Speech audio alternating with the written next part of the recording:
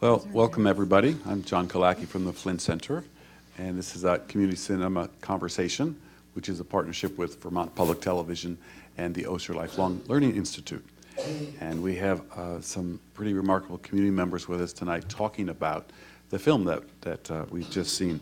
And I think, Bobby, I'm going to start with you. If you would introduce yourself and talk a little bit about who you are and the world, and then we'll talk as a panel about reactions to the film. I'm Bobby Gagne. I actually was born in Vermont. I am the executive director of the Sexual Assault Crisis Team in Washington County. We have the only shelter for all non-offending human beings, regardless. I'm also a First Nation elder, which means I'm really old. And speak from that perspective as well. And Bobby, I asked you beforehand, what tribe are you? Abenaki. Abenaki, okay. And is that a Vermont tribe? Yes, it is. Francine, I'm going to jump over to you. As a transgendered woman, why don't you introduce yourself? My name is Francine Delcall. Originally, I am from the Boston area. Moved to Vermont at the end of 2004, early 2005. Started transitioning. I was at a point in my life where I just had to move and wound up getting a job at Stone Mountain Resort, to ski, of course, and met some wonderful people through RU12 and got involved in the transgender community, gotten more interested in it. I participate in these panel discussions and do some lectures to some school groups. I find it enlightening. I learn probably more than they do. And Anne, as director of RU12, how about talking a little bit about yourself and your organization, please? So my name is Ann Atkins, and actually I am the program director of FlynnSpace, which is the anti-violence, anti-discrimination program of the RU12 Community Center. Our executive director, Cara DeLeonardis, is with us tonight as well. So FlynnSpace provides support and advocacy services, much like you would think about women helping battered women doing in our community. Except that we are statewide and we provide services specifically to the gay, lesbian, bisexual, transgender, and queer community throughout Vermont. Okay, and Sabin from Outright, trans man. Could you talk a little bit about yourself and your organization? My name is Sabin Littlefield. I'm the Education and Statewide Field Manager with Outright Vermont. We're a youth-based organization. We work with youth ages 13 to 22 who identify as lesbian, gay, bisexual, transgender, queer, questioning, or straight allies. I'm a trans man. I've been out for almost 10 years. Started transitioning when I was in college. I am older than I look, I promise. And Outright is located in Burlington, though we do statewide work. So we work with a lot of schools and gay straight alliances in high schools all across the state of Vermont. Okay, and I know, Francine, you had mentioned to me that you were part of the Trans Action Network? Yes, for a few years I was coordinator of Vermont Trans Action, which was a political action group that grew out of the committee that formed to get the gender identity added to the discrimination law. Once that was done, some of us got together and said, well, see if we can't make an organization out of this thing. So we have some momentum, and we felt that if we got out there and were visible at different rallies, that we would draw out the transgender community and get more of an activism going. It didn't work.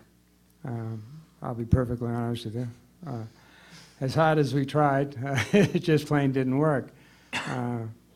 But I think part of it is that so many trans people can live somewhat anonymously, and for the most part, people in transition, that's all they want to do. They just want to live anonymously. They don't want to be activists. They don't want people going and saying, oh, you're a trans man, you're a trans woman.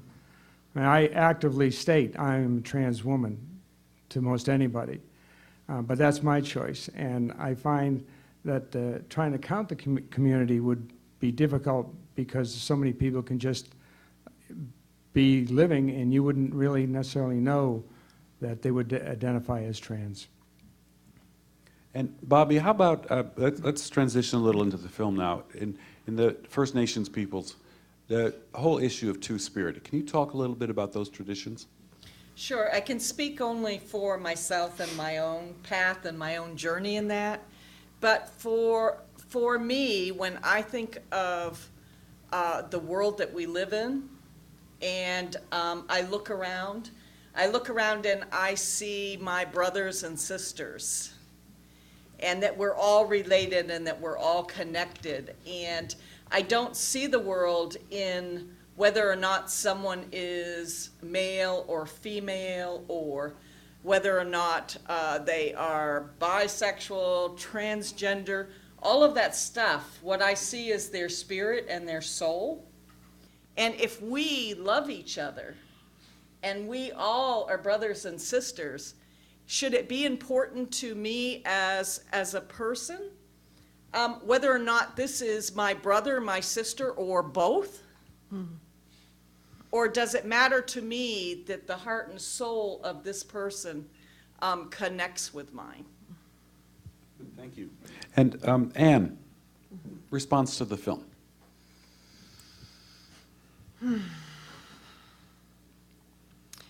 My first response is that I think that they did a really nice job making the film. And I remember watching it, and when Fred's mom was describing what had happened to him, I remember putting my head in my hands and thinking, I'm still surprised, even though it happens every day, all the time. And we're fielding the phone calls from people who are being hurt. And there's so much more work to do. So much more work to do. And being here and showing this film tonight, I mean, we got a great response. We have a lot of people here, and we do need to stay active. We do need to be able to sit with people and hear their stories. And it really highlights for me the importance of Safe Space and the many other programs that are out there so that we can keep trying to make a difference. I think I have a lot of responses to the film and feelings. Thank you. You know, I think one, I think it was really wonderfully done film. I think the other thing that made me think, you know, was thinking about my own story, and that could have been me, and how thankful I am that it wasn't me, and that I'm still here sitting in front of people today and able to have this conversation. But thinking about the safety and my own safety, and it's something that I think about all the time. And I'm thankful, you know, that today I pass as a guy, and nobody questions my gender identity anymore. They question my sexual orientation all the time, but they don't ever question my gender identity. So I feel like I've won something. I don't know what, but I get a prize for that because I've made it this far. But it's still interesting to live in that space where, yes, I've transitioned, and yes, I'm living as male, you know, full time, all the time. It is who I am. But I still wonder all the time if people are thinking anything different about me, and still often fearful around what would happen if people knew. So here I am putting myself out there to everybody, and y'all know now. So be kind, please. So. I'm going to now transition into the audience, so I get to be Oprah for a little while. Segue? I can transition, come on. And so you just need to kind of raise your hand and ask either questions to our panelists or really comments about the film, because it really is now a dialogue between all of us. Okay? Okay, over here. Although I loved that I saw some tones of hope, you know, and inspiration, and not all tragedy in the documentary. I just wonder if, folks maybe in the audience today or on the panel are familiar with other portrayals of trans lives that, for lack of a better term, that show that it gets better. You know, that are stories of resiliency and of triumph. Yeah. Panelists, any response to that? Someone over here, okay, I'll come over.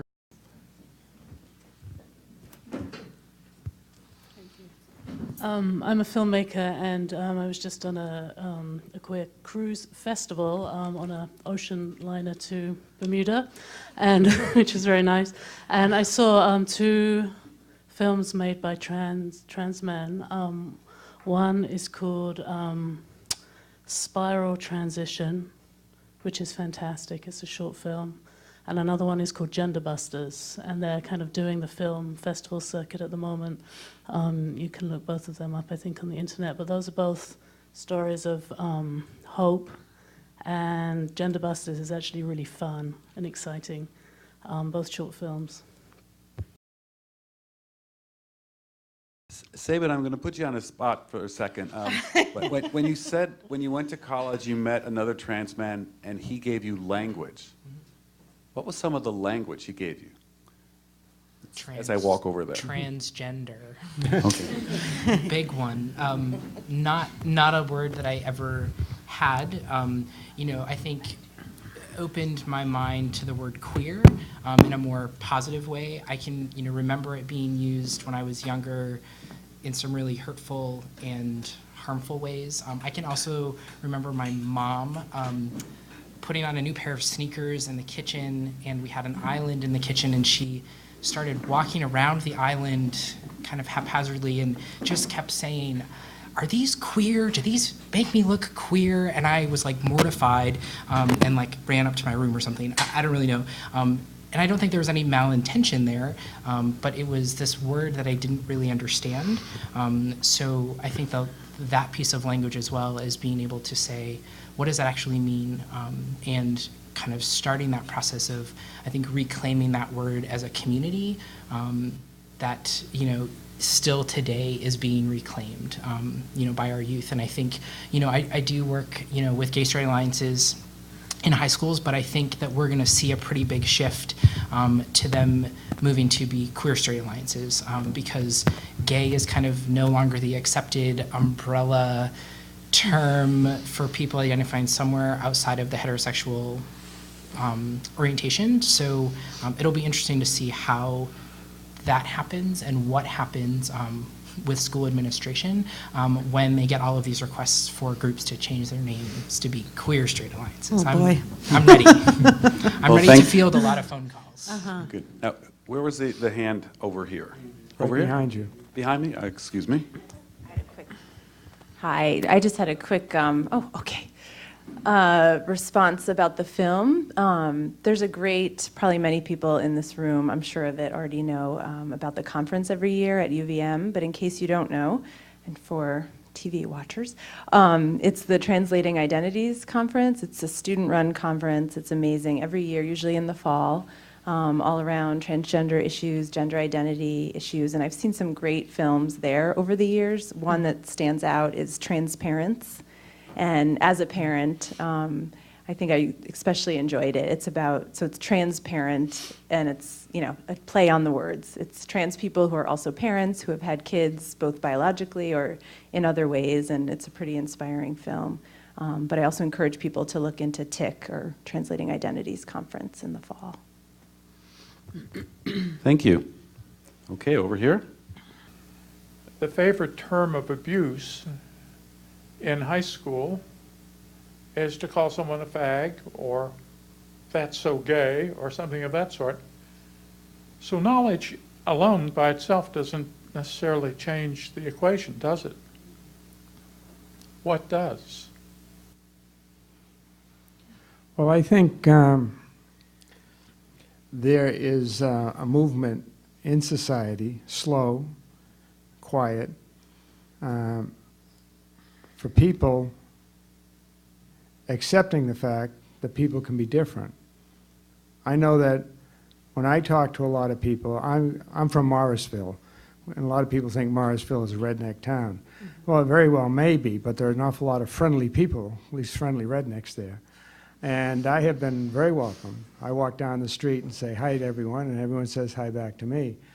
But there are times when people will stop me and ask me, can I ask you a question? And I say yes.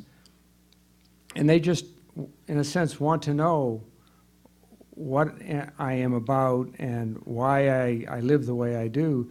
And they are generally concerned that they get it correct, that they care about acknowledging who I am. And I think in a quiet way, I've seen that. Well, Morrisville, Stowe, I work in Stowe, and Montpelier. I go to Montpelier quite a bit. So in those areas, I think there's that acceptance and I think a movement towards just saying, oh, okay, that's where you want to be? Fine, no skin off my nose. You want to be an idiot and wear a skirt in the winter? Good luck to you, you know? And I say, yeah, I do. Ann, how would you respond to that, Ann? Not to Francine. To the question. Okay, because I don't like to wear skirts. And I pick on Francine for doing it in the middle of the winter. You know, my first thought, Sarah, was education. My second thought was Sabin saying he's waiting to field the phone calls, right? So when we start changing language up and we start using language and reclaiming it, along with that has to come the education around it. Were there not two victims in this film? The young person who was murdered and the young person who's going to spend the next 40 years in jail for a spontaneous act of acting out of hatred that he probably really didn't understand himself. And so the question in my mind is, how do we help John? That was the boy's name who committed the murder. Sean. Sean. Yeah, Sean Murphy. His own ancestors, Irish ancestors in this country, experienced extreme discrimination and violence, of which he's ignorant, and which he in turn acts out. So it really is, how do we break this cycle? And I think in one way, the only way I can think of, that this happens or this changes is with people meeting real people rather than stereotypes. People willing to tell their story like you're doing. But that's pretty risky. I also just want to say that I think it's about accountability too, and that, you know, although this Sean experienced, his ancestors, in which you were saying experienced tremendous amounts of, I don't remember if you said hate or perpetrated against them, that we have to be accountable as a society as well, and how are we going to do that? And I think that part of that is calling it what it is. So I'm sure that everybody in this room remembers the horrific crimes that occurred in Essex when, I think Christopher Williams was his name, went to the school and killed one of the teachers, and went to the home and killed his victim's mother. And what did we call that? We called that a school shooting. That wasn't a school shooting. That was domestic violence. And we need to start calling things what they are. We have a hate crime law here in Vermont that is way underutilized.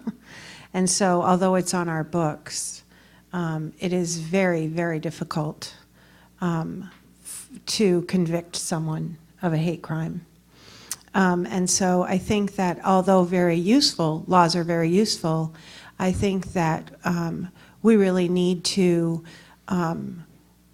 educate prosecutors and attorneys and many other people around the fact that it's there for a reason and that we need to use it. I remember telling my supervisor that we have to strengthen that law, we have to strengthen that law, and I don't think it's the law that needs to be strengthened. I think that we just need to start using it. The effect of, in my opinion, of the gender identity being added to discrimination was to form a first floor, if you will, a base. It got passed because its time had come, because people accepted that, hey, this is discrimination, this shouldn't allow it. What it then does is to establish a baseline that, hey, you can't do this. And it needs more teeth and needs more people to step up and say, hey, this should be put underneath that law. This bullying or this incident should be prosecuted under the gender identity anti-discrimination section. That will start to come. I said earlier, it's a slow process, and it is. But unfortunately, nothing ever gets done in this country without politics being involved. We can only hope that the continual push to get people to acknowledge the differences that exist in society between and among people, that they will eventually get into some of these closed minds like this DA and some other people. It's not going to come quick. You just got to keep pushing it. You hear somebody called a fag? I mean, I tell a story. I won't tell it, Saban, relax. It's not for family TV. But you hear someone called, a fag or a queer, and the person doesn't like that. At some point, other people have to start saying, that's not right. Why do you do that? Mm-hmm. At the end of my story, I won't tell the beginning, but the end of my story was someone I never knew. I got hollered at. And this person said, oh, leave her alone. She's not bothering you. I didn't even know this guy. And that's what I'm saying. You need more people just to blurt out like that. And then the society starts to get it. Somebody else says, oh, you can't say that. That person, he didn't do anything to you. So, I think the other thing is the labels.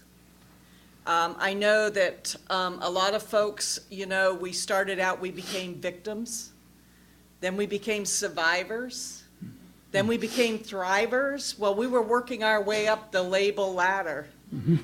And all I could think about was, wow, I wonder when I achieve becoming Bobby. And so when I look here, I look without the labels. I see Saban, I see Ann, I see Francine. I don't see labels, because labels only separate me from the people that are my brothers and sisters. Mm-hmm. So I think that's where we need to start. Mm-hmm. Well, thank you for coming to the Flynn tonight. Thank you, Vermont Public Television, for bringing us together. And let's now all thank the panel, please.